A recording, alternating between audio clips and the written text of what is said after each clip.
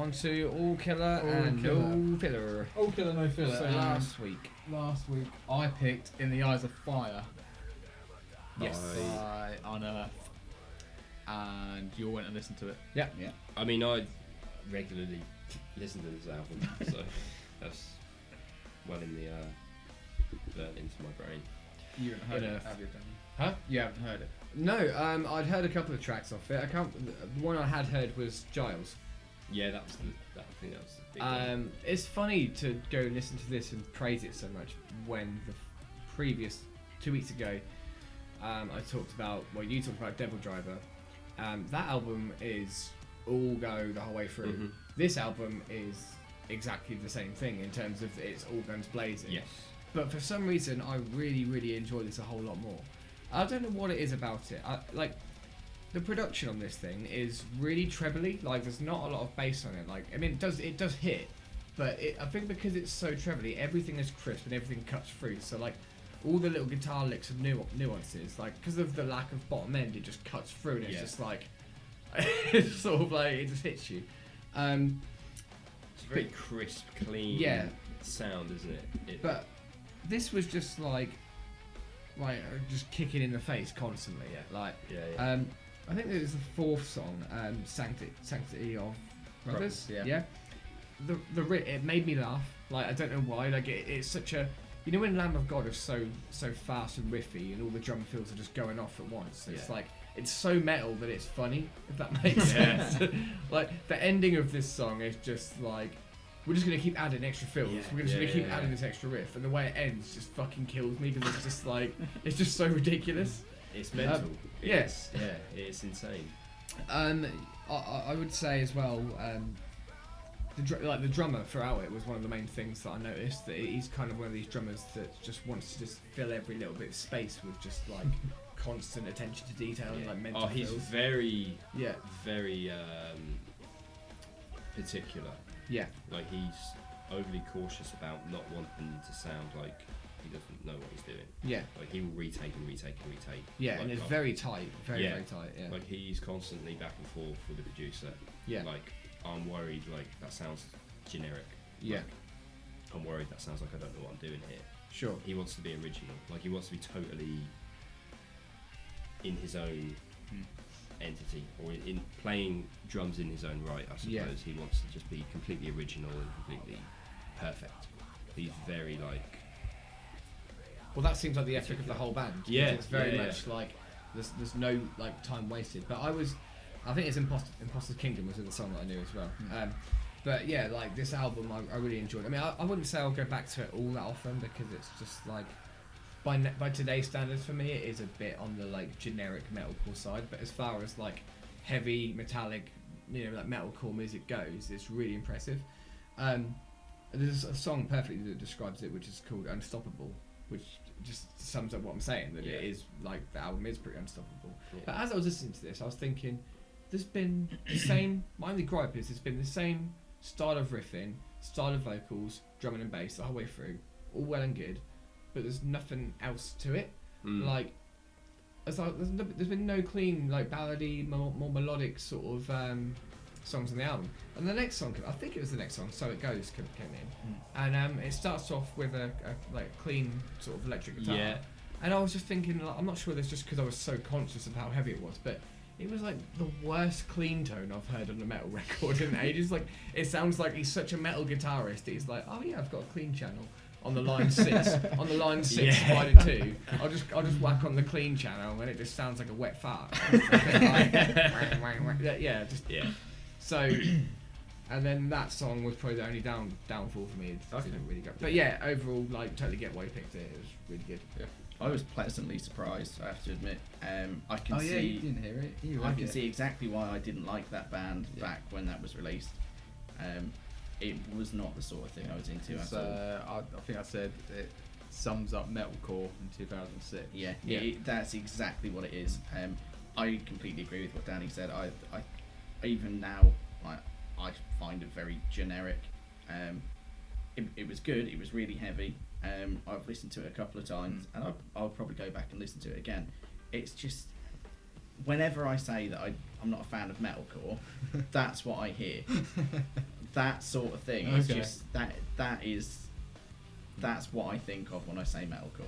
Okay. It's not a bad album by any means, though, at all. It's punishingly heavy. It's just, yeah, it's something I'll go back to at some point. Good choice, though. Yeah. Good choice. Yeah. I think maybe weren't a fan of that, maybe so generic album that sort of sounded like everything else at its time. I think maybe The March Yeah. might be a bit Yeah. more up your street. Okay. In the way that Pray for Villains might be a bit more up your street as For well as Devil Devil Driver. Devil Driver. Yeah. Okay, As I'll opposed give to it the a last, listen. like both those follow-up albums, they tweaked slightly and maybe branched out Yeah. a little bit, I'll give it a listen. or toned, maybe Unearth toned down a little bit. I mean, there was a time where I would have point blank gone, no, I'm not listening to anymore. But that I liked enough that I will go, yeah, all right, I'll see what else they got to offer. I forgot that you, like, around at that time, that you were quite turned off by that style of metal Yeah. music. I forget about that. What did you think of Giles? Did you enjoy that song? I did. I mean, Yeah. it's not that I didn't enjoy the album. Yeah. It's, I don't know. There's just some. I was like, it's good, but Yeah. yeah, all right. That ending for that song with the Rectify My Name, that Yeah. like breakdown for me still, it's so basic, it's so obvious of like that era, but when I hear it, I can't help but feel like I'm at the park in Peterborough with just arms swinging around everywhere. Like, do you know what I mean? It's just, Yeah. but it's still kind of endearing. for Yeah, just that being, like, that whole vibe. I yeah. think the opening track, this Glorious Nightmare, is fucking incredible as well. And then there's an outro. It's going to annoy me. I think it's the Bled Dry, where it just goes from drums to guitar, really quick, like. Oh, I can't Like Cool there's, and a, Gone there's, sort of there's a thing. fill, like it's literally like fill chug, like back and forth for like 10 times, and you're just like, what the fuck? Like, Yeah, yeah. It's like a game of tennis between the two. What, the instrumental? No, that's Big Bear in the Hour of Oh. Chaos. I think it's the track before it. Oh, yeah, Um, yeah. And there's another one of those outros that's just fucking insane, and you're like, wow, like really intricate, really original, really cool, really fucking, like you say, punishingly heavy. Should we rate it? This is what we're doing now? Sure. We'll rate the. Sure. So We what would can you rate rate the your All All Killer? I Killers. guess it's got to be a 10 then. Oh, yeah, Yeah. be a 10 album, yeah. Cool. For me, it's a 10. It would have been one of my All Killers eventually. Yeah. Like, oh yeah, I love it. I'll give it an 8. 7. Yeah, fair. Okay. All right then. Pretty good. So There you we've go, got that's, for that's you. my gift to you. Ah, you're a very generous man. Leesky. Yeah. Right. What you got for us? Yeah, give us your To All the Killer, best please. of my knowledge, the only person here that hasn't heard it is Rob Smith. Okay. I Right. can't believe that. Well, Fish only recently listened to it. Okay. I am going with Crack the Sky by Mastodon. Okay, no. It is But you're a a. Mastodon fan, though, right? You sort of are now a little bit. I'm Yeah. like Rob. I think we're a bit I both on the fence. I like the odd song. I can tell you what. See, what I'm song- exactly what the same album as you, that Rob. song's If from. you like Yeah. their heavier stuff, Yeah. probably won't be a massive fan of this album, but it is an absolute fucking masterpiece. Without a doubt. Like, this is where they started to go a lot more prog. It's a concept album about a paraplegic boy who he has astral projection, and his astral body ends up flying into space. He flies too close to the sun, so Go on. the cord that attaches him to his body is severed. He flies into a wormhole. Right, where, bear with me, where Do I his- need drugs for this? no, it's like but your Devon Townsend. Okay. Oh, okay. Caffeine alien type shit. All right. Yeah. Yeah. Sorry. his spirit is then latched onto by a group of Russian cultists from the period, like the Tsarist period, and because they find out that this boy's soul has gone adrift, they end up putting his soul in the body of Rasputin just before he gets assassinated. Right, now I have some notes here. Okay. Fuck me. Right. Story time, kids. I mean, every track on this album obviously tells a different part of the story, and the music fits what is happening. Opens with Oblivion, which is quite a restrained song. It is a lot more prog than metal, but it has an absolutely fucking ridiculous solo in it. Yep. Which amazed me really, that they were able to still come out with something like that in such a restrained song. I mean, this album was released in 2009. It was the first one they released after Brent Hines was hospitalised by the bassist from System of a Down. I don't know about this. What happened? From what I remember, Brent was a drunk mess and they played an award ceremony. He had his t-shirt off, was swinging it around his head, smacked the bassist from System in the face with his sweaty t-shirt, and then punched his mate in the chest, and he just got the shit beaten out of him. Fucking hell. And then they came back with this, which is a very restrained album for something that you would expect after an incident like that. But yeah, anyway, slight digression there.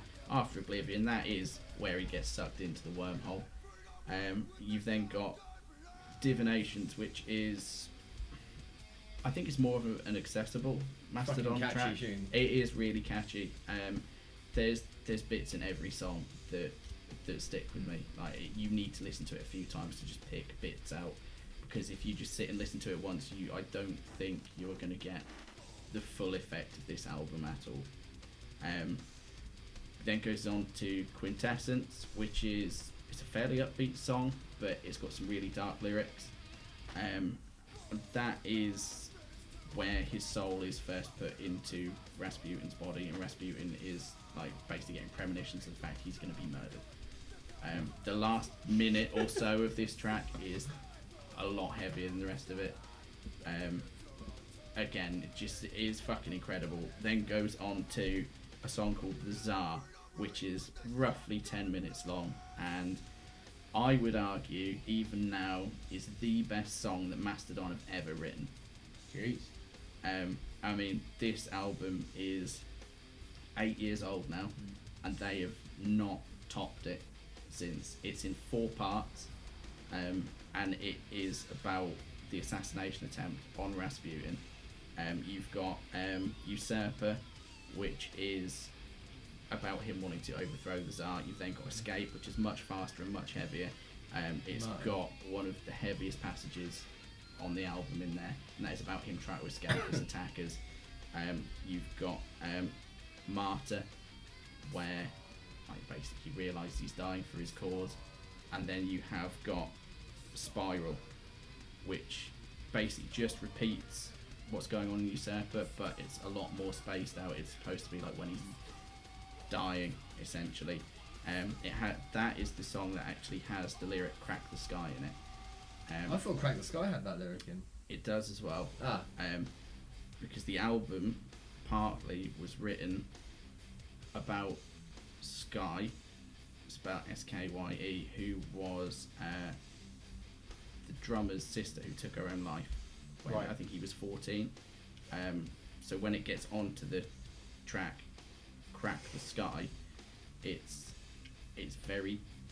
got a duality to what the lyrics are telling. They're still telling this story, but they're also related to that. Yeah.